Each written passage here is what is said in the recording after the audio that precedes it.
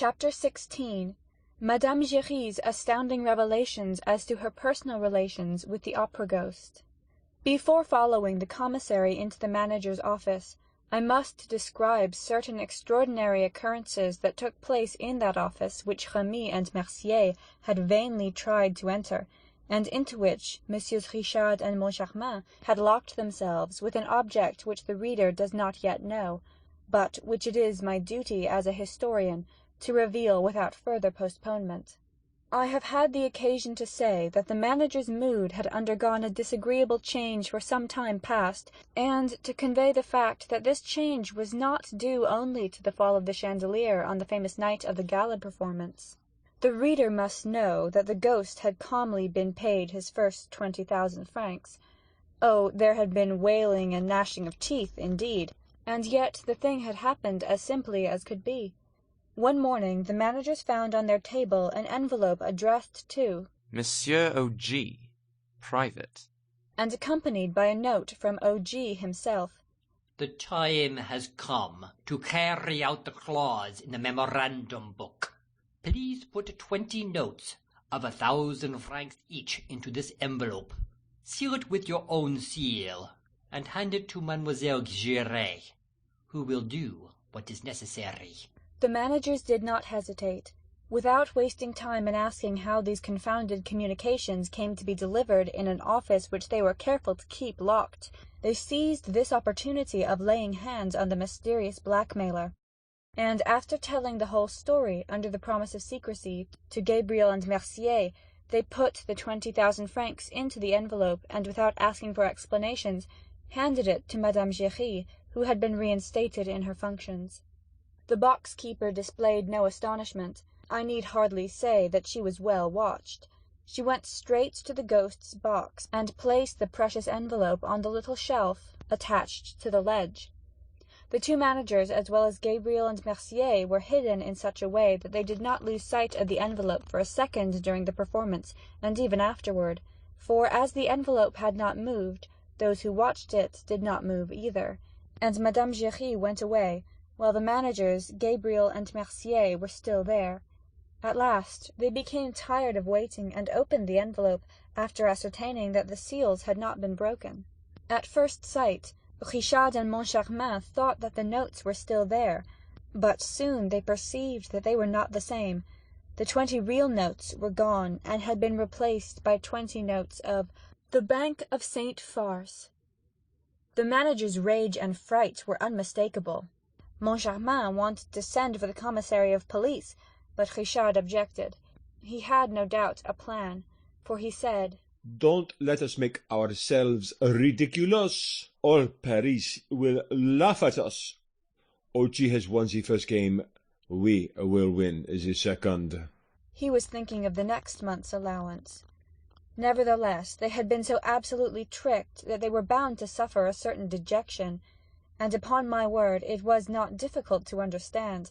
We must not forget that the managers had an idea at the back of their minds all the time that this strange incident might be an unpleasant practical joke on the part of their predecessors, and that it would not do to divulge it prematurely.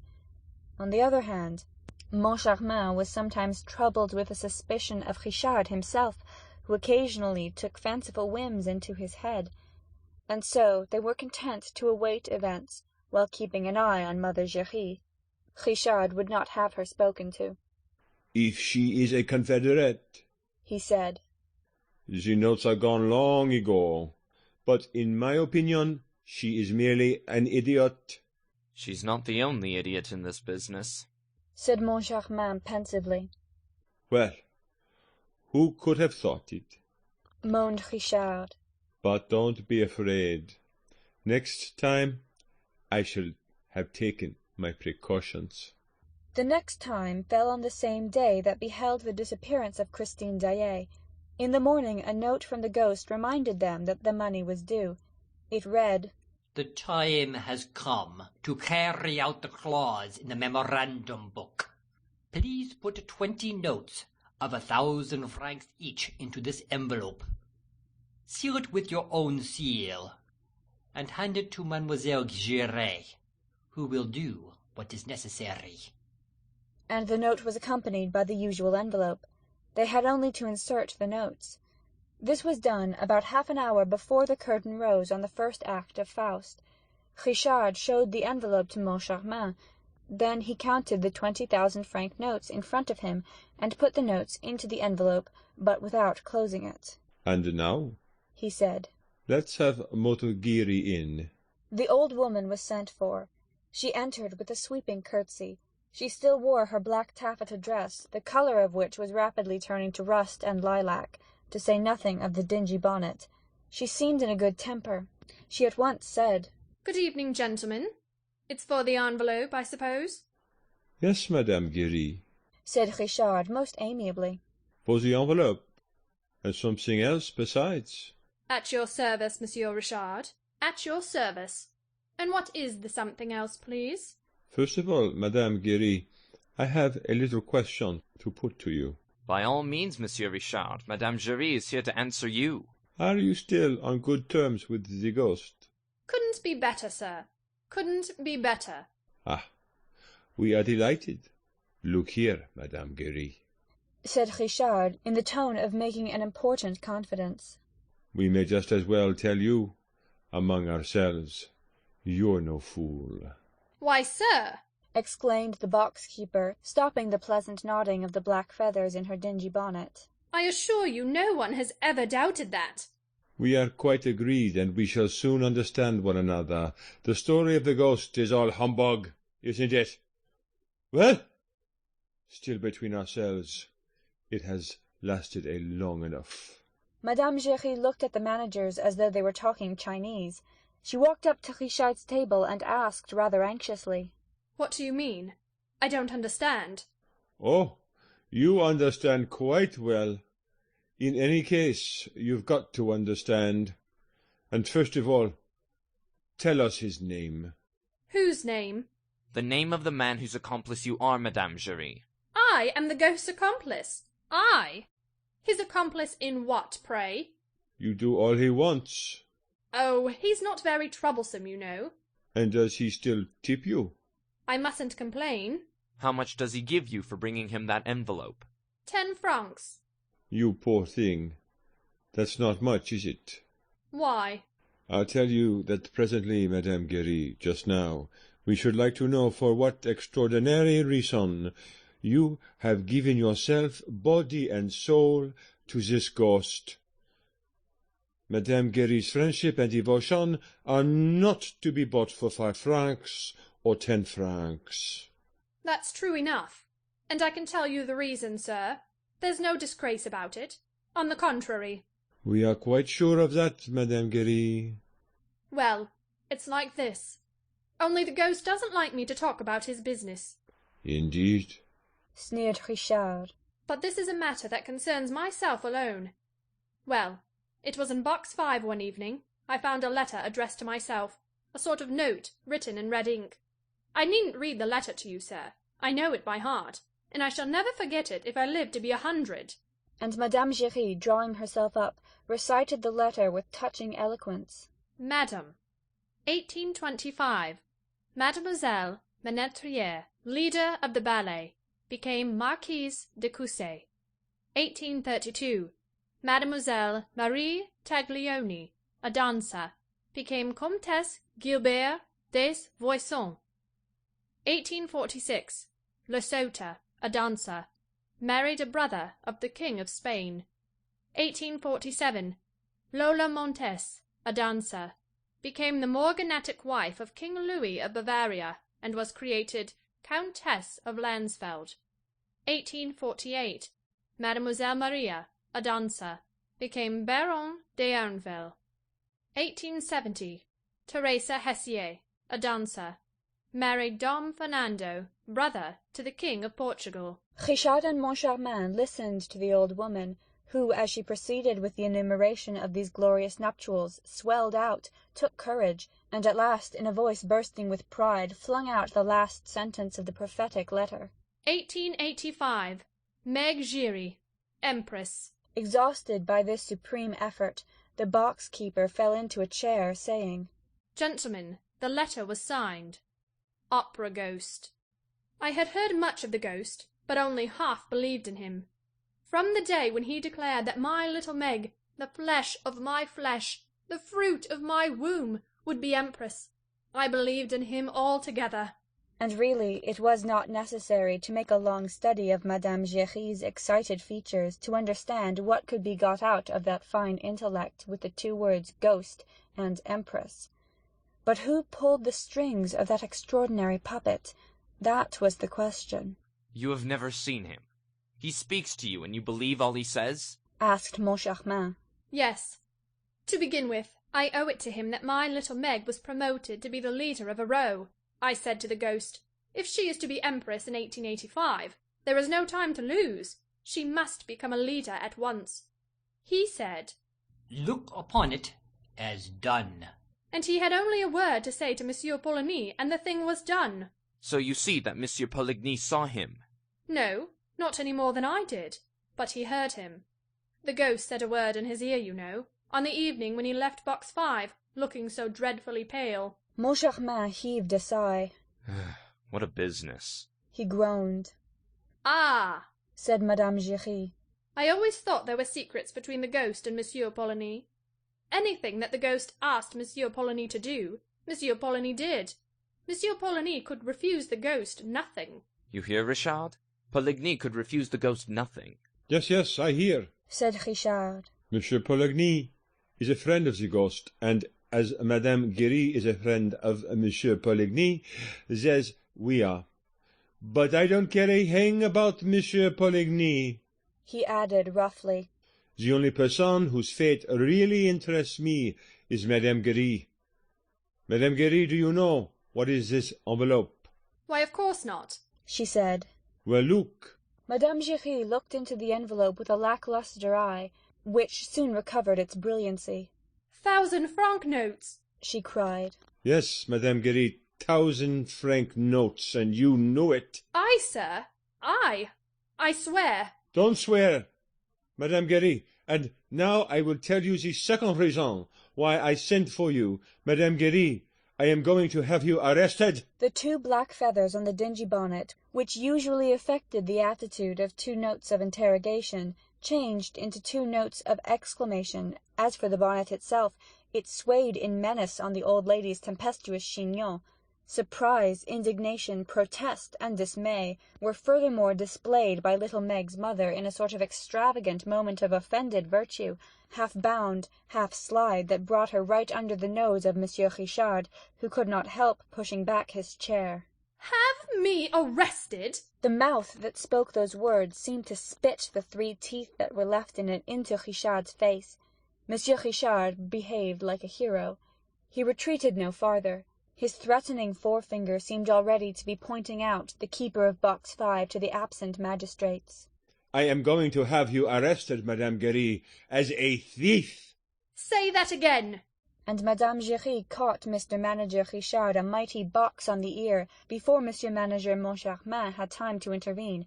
But it was not the withered hand of the angry old beldame that fell on the managerial ear, but the envelope itself. The cause of all the trouble, the magic envelope that opened with the blow, scattering the banknotes, which escaped in a fantastic whirl of giant butterflies. The 2 managers gave a shout, and the same thought made them both go on their knees feverishly, picking up and hurriedly examining the precious scraps of paper. Are they still genuine, mon chamin? Are they still genuine, Richard? Yes, they are still genuine. Above their heads, Madame Giry's 3 teeth were clashing in a noisy contest, full of hideous interjections. But all that could be clearly distinguished was this leitmotif. I, a thief! I, a thief! I! She choked with rage. She shouted, I never heard of such a thing. And suddenly she darted up to Richard again. In any case, she yelped, you, Monsieur Richard, ought to know better than I where the 20,000 francs went to. I? Asked Richard, astounded. And how should I know? Moncharmin, looking severe and dissatisfied, at once insisted that the good lady should explain herself. What does this mean, Madame Giry? He asked. And why do you say that Monsieur Richard ought to know better than you where the 20,000 francs went to? As for Richard, who felt himself turning red under Moncharmin's eyes, He took Madame Giry by the wrist and shook it violently. In a voice growling and rolling like thunder, he roared, "Why should I know better than you where the 20,000 francs went to? Why? Answer me!" Because they went into your pocket, gasped the old woman, looking at him as if he were the devil incarnate. Richard would have rushed upon Madame Giry if Moncharmin had not stayed his avenging hand and hastened to ask her more gently. How can you suspect my partner, Monsieur Richard, for putting 20,000 francs in his pocket?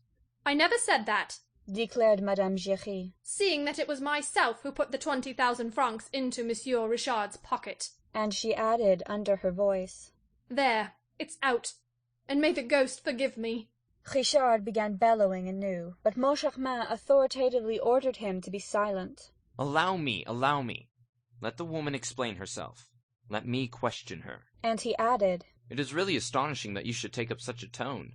We are on the verge of clearing up the whole mystery, and you're in a rage. You're wrong to behave like that. I'm enjoying myself immensely. Madame Giry, like the martyr that she was, raised her head, her face beaming with faith in her own innocence. You tell me there were 20,000 francs in the envelope which I put into Monsieur Richard's pocket. But I tell you again that I knew nothing about it. Nor Monsieur Richard either, for that matter. "Aha!" said Richard, suddenly assuming a swaggering air which Moncharmin did not like. "I knew nothing either. You put 20,000 francs in my pocket, and I knew nothing either. I am very glad to hear it, Madame Giry." Yes, the terrible dame agreed. Yes, it's true. We neither of us knew anything. But you must have ended by finding out. Richard would certainly have swallowed Madame Giry alive if Moncharmin had not been there. But Moncharmin protected her. He resumed the questions. What sort of envelope did you put in Monsieur Richard's pocket? It was not the one which we gave you, the one which you took to box 5 before our eyes, and yet that was the one which contained the 20,000 francs. I beg your pardon. The envelope which Monsieur le Directeur gave me was the one which I slipped into Monsieur le Directeur's pocket, explained Madame Giry. The one which I took to the ghost box was another envelope, just like it, which the ghost gave me beforehand, and which I hid up my sleeve. So saying, Madame Giry took from her sleeve an envelope ready prepared and similarly addressed to that containing the 20,000 francs. The managers took it from her. They examined it, and saw that it was fastened with seals stamped with their own managerial seal. They opened it.